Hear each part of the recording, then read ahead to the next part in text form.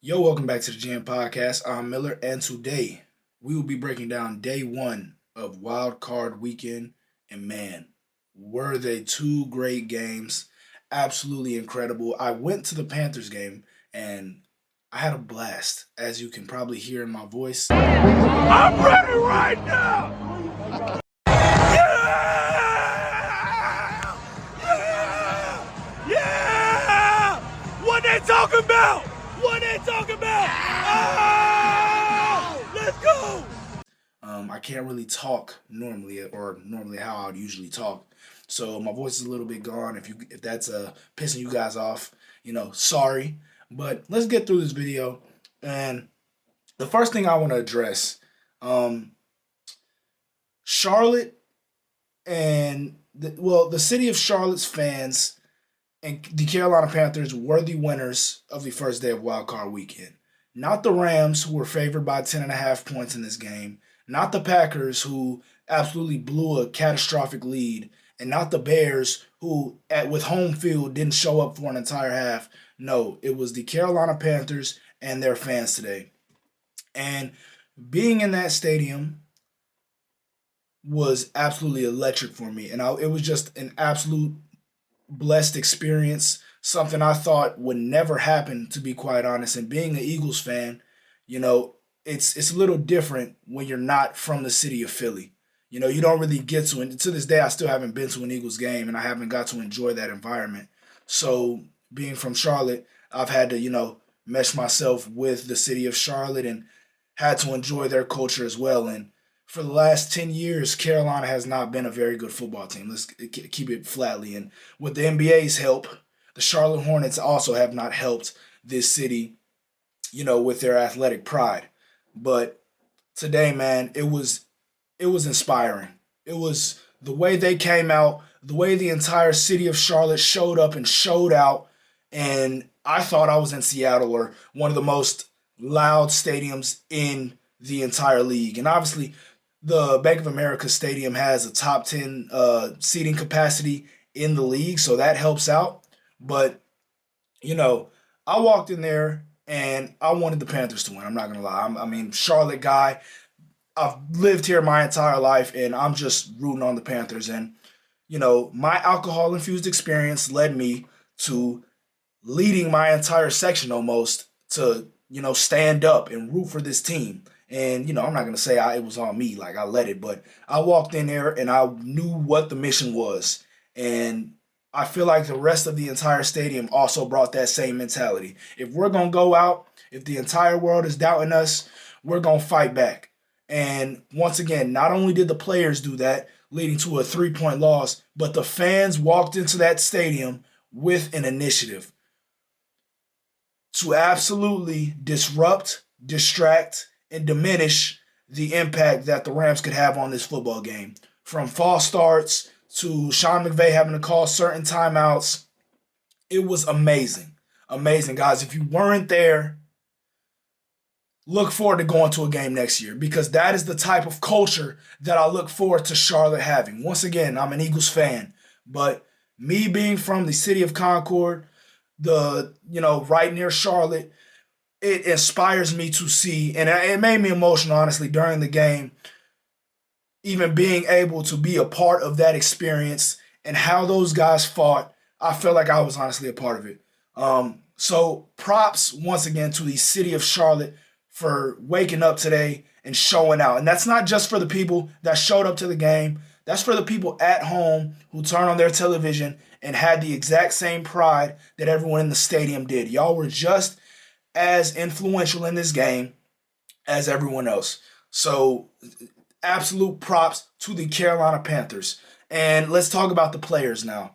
Bryce Young. Bryce Young.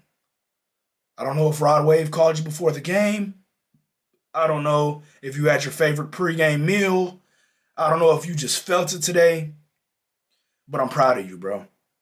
Completion percentage not the best, but you woke up today and decided you were going to grow up and go out there fighting. Go out there swinging. 264 yards, a touchdown and a pick, and you never backed down from the moment. Bryce Young is a guy who came out there and just let it all out. and his primetime games this year have been ugly. Let's call it what it is. San Francisco, first time he had a chance to be on primetime football. He threw a pick in the red zone on the 1 yard line, and it pretty much diminished the entire game from there. Um, Seattle with an opportunity to clinch the division, he couldn't get it done there, and he had 50 yards on 20 passing attempts. Last week of the season against the Buccaneers, rainy day, I'll give him that, but they played nowhere up to their standard, in my opinion. Today he came out firing, and in my opinion, led this offense to have some great success, scoring 31 points.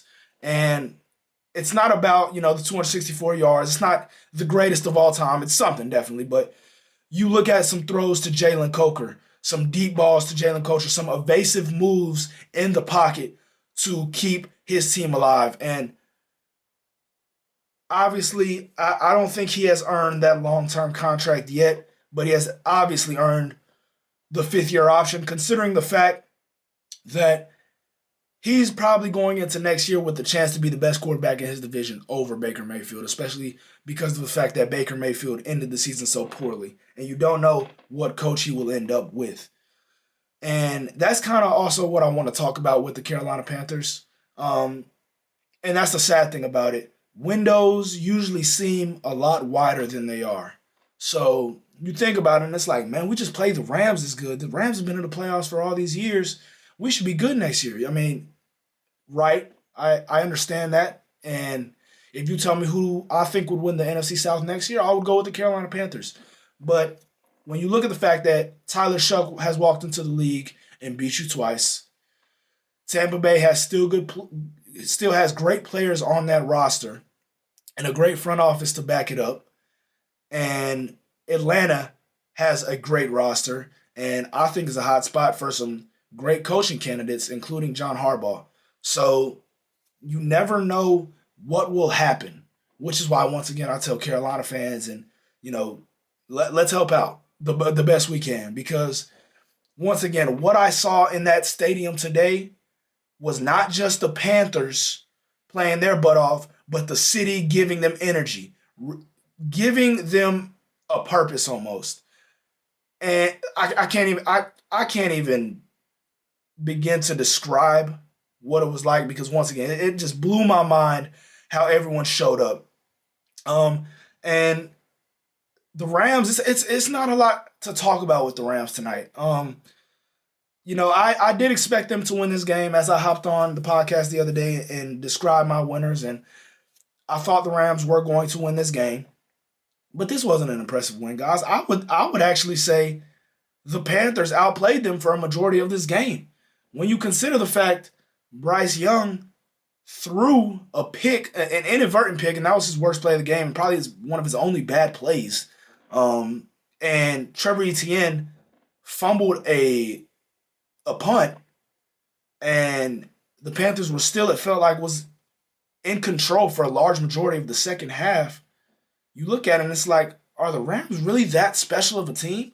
And it's hard to figure out why they're not clicking on all cylinders. I mean, you look at the running attack, Kyron Williams is averaging 4.5 yards a carry. Blake Corum's averaging 4 yards a carry. Stafford is throwing for 304 yards. Puka Nacua has 10 catches for 111 yards. Devontae Adams 5 for 72. I mean, offensively, it looks like they're clicking, right? But we already knew their defensive backfield was not very great. And Bryce Young absolutely took advantage of that today. And it's just certain things that have been happening lately in this season to where they're not playing winning football. They're not taking advantage of open opportunities. And Puka dropping that walk-in touchdown, I don't know what that was about. Obviously, the constant penalties that they had today. And I don't know. It's the Rams. I don't think no one doubts the Rams' ability to play great football. But you look at this team the last 7 weeks, they are 4-3 with close games, once again, against the Panthers, a loss against the Panthers, a loss against the Falcons, a loss against the Seahawks. You look at it and it's like something's just not clicking. And what it looks like right now, after the Bears just came back on the Packers, which we'll get into that. I can't even describe how angry I am at that game because they've already ruined my bracket. Thank you, McManus. I will get to you in a second. But they will be coming to Philly. And actually, I'll tell you guys a quick story time. As we were walking out, these couple of Rams fans just decided to pop it. Hey, y'all aren't ready yet. Y'all aren't ready yet. So I got my Luke Kuechly jersey on that my guy Lucas gave me, and I'm like, okay, I'm still on that. Like, whatever you're talking about, pal, I still got my Panthers pride because they just came out here and put on a show. So I say, hey, y'all got to come to Philly next week, man. So I don't know why you're talking so loud. Why you're so emphatic about this win. Let's realize that you're still probably coming to Philly next week, which at this point is not true because I thought the Packers were going to win the game once again. So if Philly wins tomorrow, they will be going to Chicago, and we will still put BTA. But the Rams, I just don't know. And going to Seattle with a week of rest, I just think Seattle is playing a little bit more complementary football. And my thing is, if the Rams end up in a position to where, obviously Seattle is divisional, so anything can happen. But if they end up in a position where they're having to play the Bears and the Bears beat Philly, sorry guys, we have more technical difficulties. But with this Rams win, it looks like, unfortunately, they kind of still have an easy path. And it's crazy how that 5 seed opened up a lot of opportunities. I think San Francisco kind of regrets not getting that 5 seed a little bit. And it's not that, they were in complete control of it. But that 5 seed was very desirable based on the teams they're about to play. Because if they do get to go to Seattle, they are familiar with Seattle. And if Chicago, who has already beat Philly, can find a way to continue that mismatch, then if they play Chicago, I'm picking the Rams. Right? They're just a little bit too talented for me to not pick them and experienced. So, I guess props to the Rams. I'll give them that. And Matthew Stafford, holy crap, that last throw to the tight end, I think it was Parkinson, pinpoint accuracy. Mayrig, I forgot how you say his name, played it perfectly. And sometimes, great offense, beats great defense, and that's just how it happens. And unfortunately, we couldn't take advantage. And where the Panthers go from here, real quick, I think it's smart to just stack up the defense, right? Give Bryce more room to make some mistakes to where he can keep being aggressive downfield and not feel, restricted by that. These receivers, I think, are good. I mean, I think they're extremely slept on. Jalen Coker is probably the most slept on receiver in football. He had 9 for 134 today and a touchdown. The game leading touchdown before obviously Stafford drove down and won it for them. And then Ted had 5 for 81. He's going to be a receiver one in this league, no doubt about it. And Leggett, he had 1 for 8. But, I still think he's going to develop in this league. Jimmy Horn ran a good route at the end, just dropped the ball. And even if he caught it, I feel like that game would have been over regardless. But, which, by the way, another story time for you guys. I'm sorry I keep going in and out. But before, it was 4th and 10. And the Panthers came out in a trips left look with 3 receivers and on the left, 1 receiver on the right, running back in the backfield. And I saw they were in cover 1 man. So I call out, hey, Dave, give Jimmy Horn a deep post. Give him a post across the field. There's no one there. And everyone heard me. They saw it too. And they're like, you need to be down there. And I was like, oh, I'm so flattered. Like, oh my gosh, y'all think I'm that good? Like, made me feel good. And next play, they come out and guess, what do you know? Jimmy Horn runs a crosser across the field, gets open, and he drops it. So, it's not on Canales. Your players got to execute sometimes. And I thought Canales was pretty good in this game as well. And once again, with small markets like Charlotte, Carolina, you get the ability to be patient, right? You get the ability to grow slowly. And that's what I think this Panthers team is doing right now. Now, if they don't capitalize on next year, that's when I would hit the panic button. You get to the playoffs this year. Your goal next year, in my opinion, is to win a playoff game or two. Simple as that. And it's not easy, right? The Eagles are going to be back. The Rams are probably still going to be good. 49ers still well coached. Seattle's still going to be good. The whole NFC North are dogs. That's four teams. And, you never know what happens with Jaden Daniels coming back. The Giants might be a desirable spot. The Cowboys might be back. You never know. You never know. And that's why I talk about windows closing faster than people might expect. So props to the Rams for getting that done. But once again, Charlotte, great job showing out today. And Panthers, way to fight. All right. Let's move on to this next game, though. All right. And this is where I get pissed off. All right. I picked the Packers to win this game. And for the first three quarters, I had no doubt in my mind that I was right. And they outplayed them. They just ran them off the field. But what do you know? The cardiac Bears, cardiac Caleb, outscored the Packers 25-6 in the fourth quarter. 25. Do y'all hear me? 25-6. All right, it's almost impossible. It makes zero sense, guys. And let me talk about Brandon McManus right quick. What are you doing in practice? And a lot of the time, coaches will tell you, and it's always my pet peeve, coaches will tell you it's not just one play, guys. We could have made this play. We could have made. No. When your kicker leaves 7 points off the board, and if he makes one of them, if he makes the extra point, you have a chance to go to overtime. But you can't even do that, right? I can't even comprehend the ineptitude as a grown man who has one job to put the ball in between one yellow bar and the other, and you miss. You miss. And that's what you sign up as a kicker, right? If you want to be a kicker, you deserve this type of criticism. And I am the happiest to step in and give you this type of criticism. Don't blame Jordan Love for this game. Jordan Love was the best quarterback that stepped on the field today. And I'm not a guy who defends Jordan Love consistently. I don't think his playoff performances have been great. This Jordan Love game, 323 for 4 touchdowns and no picks, stop it.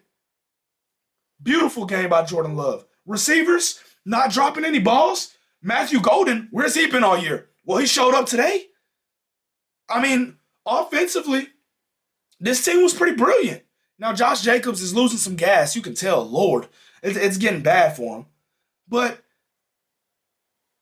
what are you doing?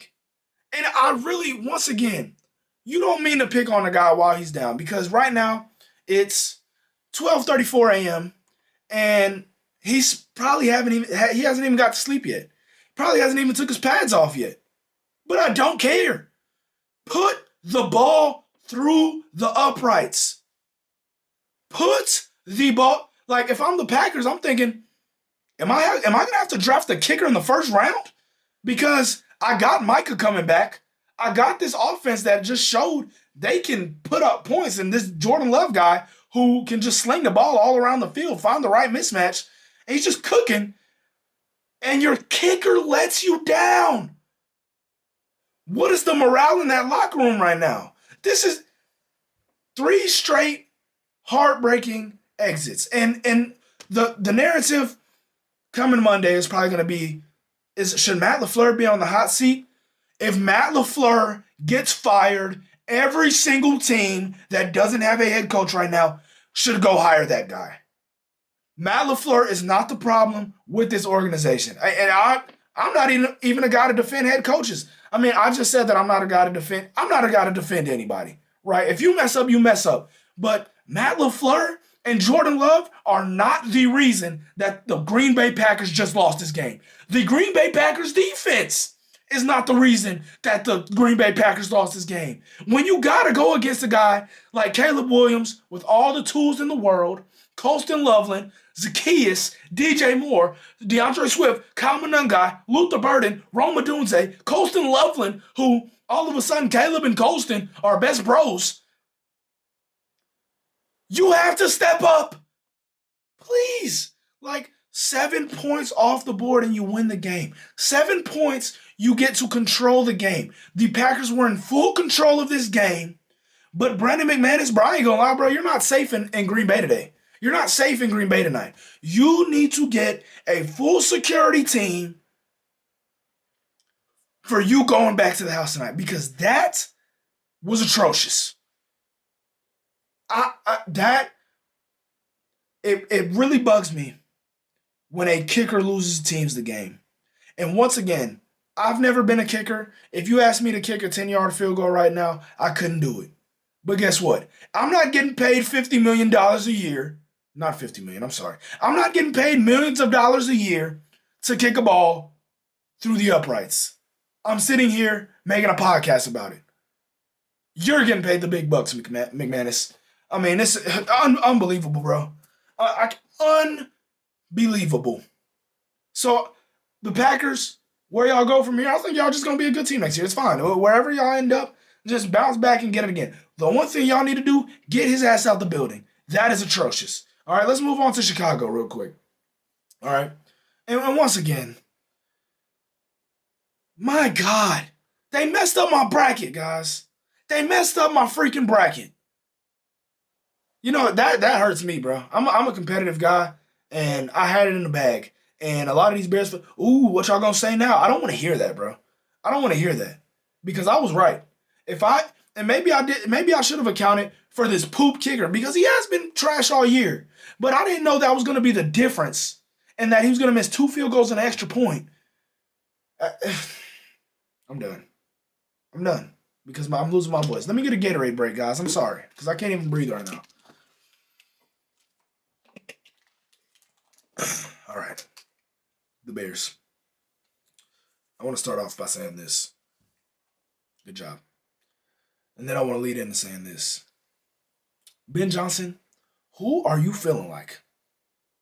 First off, if you're winning, right now you're winning.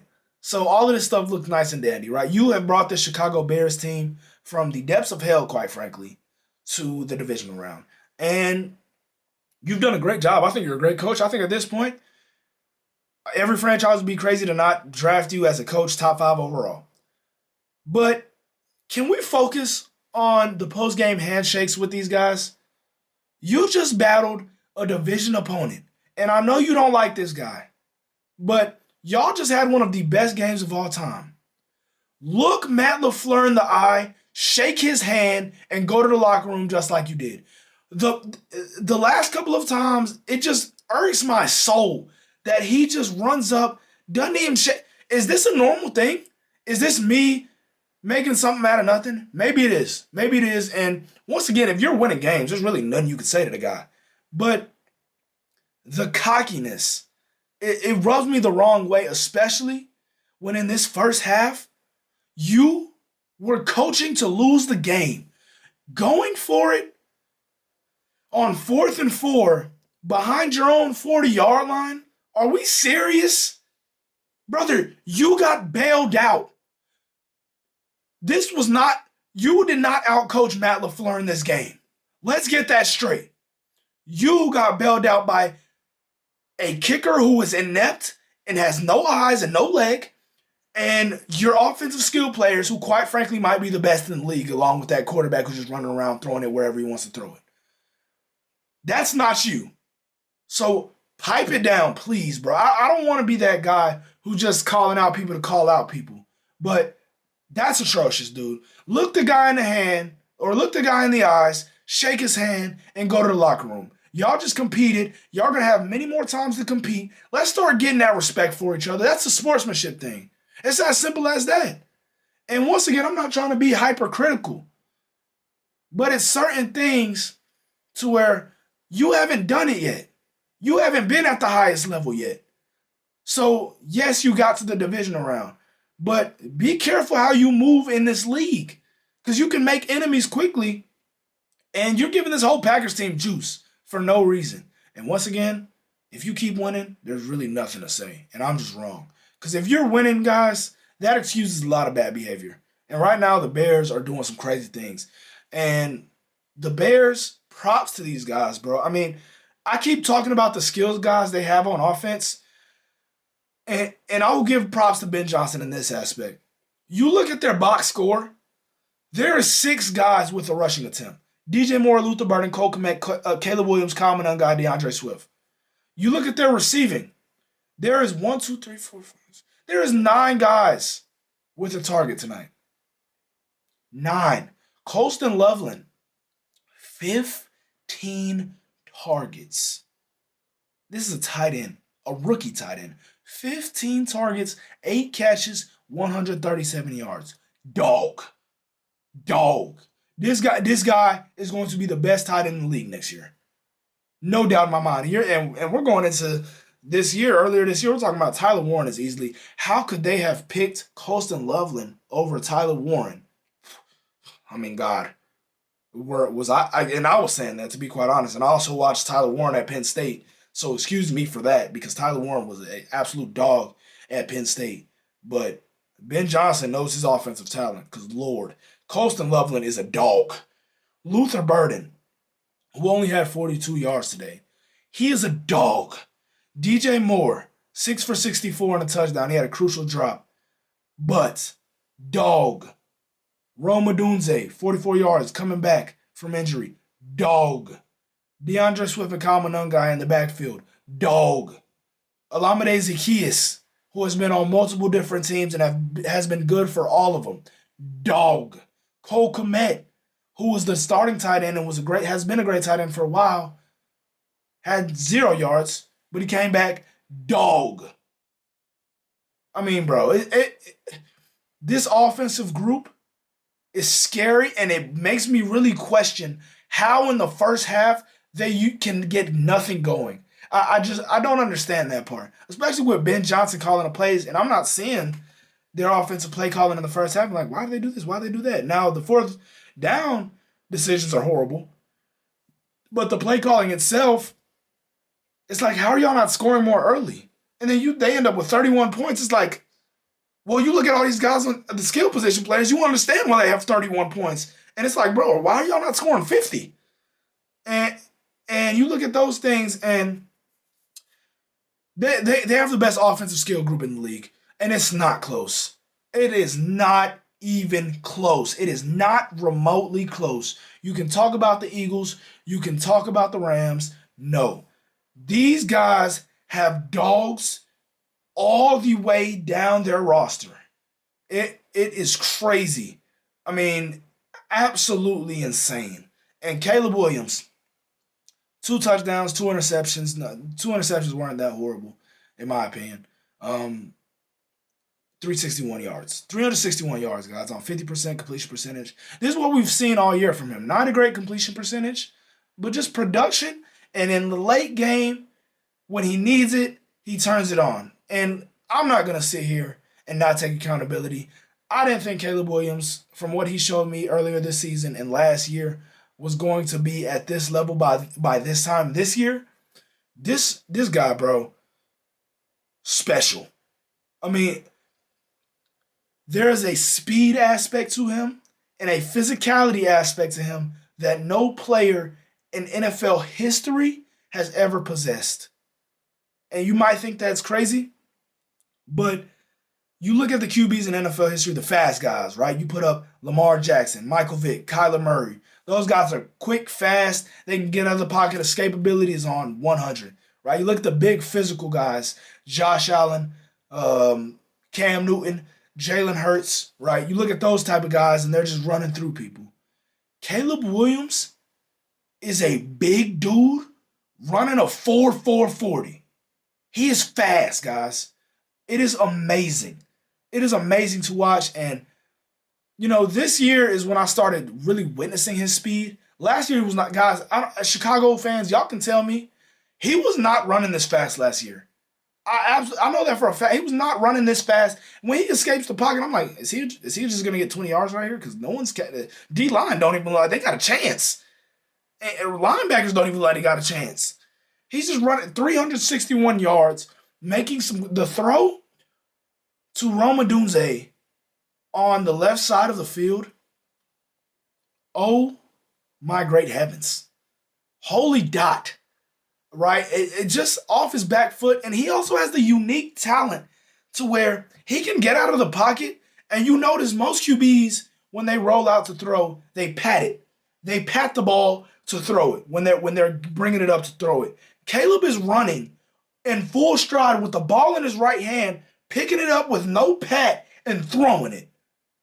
Guys, it is a certain mechanical and movement thing with Caleb Williams that is special. No, and when I say no other player in history could do this, I'm not saying Caleb Williams is the best quarterback in NFL history. He's not. I don't think he's a top 7 quarterback right now. But the ability that I'm witnessing, bro. Pause. My fault. But it is special. It is absolutely special. So, props to the Chicago Bears for coming back. If my Philadelphia Eagles win tomorrow, unfortunately, Chicago, y'all season will be ending next week on Sunday on my birthday. But yeah, man, great job, Chicago. Brandon McManus. Hopefully, you have a great security team. Maybe the Hulk, Hawkeye, and Thor surrounding you. Going to back to the cribbo today. But thank you guys for tuning in. What a wonderful day.